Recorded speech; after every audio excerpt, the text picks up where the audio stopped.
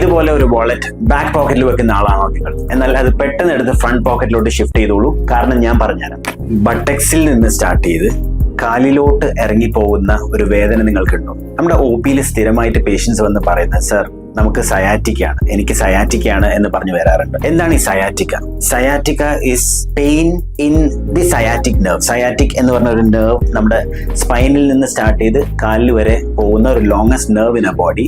അതിൽ വരുന്ന ഒരു പെയിനെയാണ് സയാറ്റിക്ക എന്ന് പറയുന്നത്. ഈ സയാറ്റിക്ക കോസ് ചെയ്യാൻ പല കാരണങ്ങളുണ്ട്. നമ്മുടെ സ്പൈനിൽ ഡിസ്കിന്റെ ബൾജ് കാരണം നമ്മുടെ കാലിലേക്ക് വരുന്ന നെർവ്സ് ഇവിടെ ബൾജായി പോയാലും sciatica is A symptom.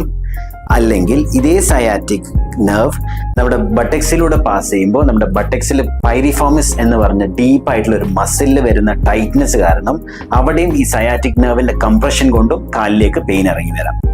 So do you have a disc bulge or do you have sciatica or due to piriformis syndrome?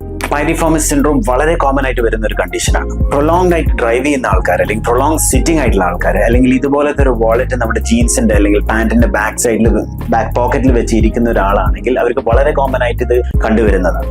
As I always say, physiotherapy can help.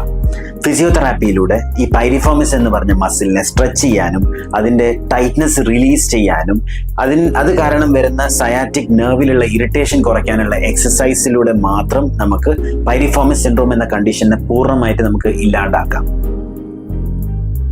First one, piriformis stretch.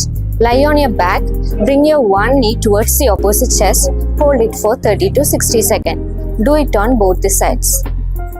Second one, self-release of piriformis. Take a foam ball or a tennis ball, place it under your buttocks. Wherever you feel the pain more, gently move it forward and backward. Third one, single leg glute bridge. Lie on your back, lift your hip with one leg straight. Hold it for 30 to 60 seconds. Number 4, side asila. Lie on your side, lift your top leg straight, hold it for 10 to 30 seconds. ഈ കാണിച്ചു തന്ന exercises ചെയ്തു നോക്കൂ. എന്നിട്ട് long drive പോകുന്ന ആൾക്കാർ അല്ലെങ്കിൽ ഒരുപാട് നേരം ഇരിക്കുന്ന ആൾക്കാർക്ക് ഈ വീഡിയോ ഷെയർ ചെയ്തു കൊടുക്കൂ. പേഴ്സിന്റെ കാര്യം മറക്കരുത്.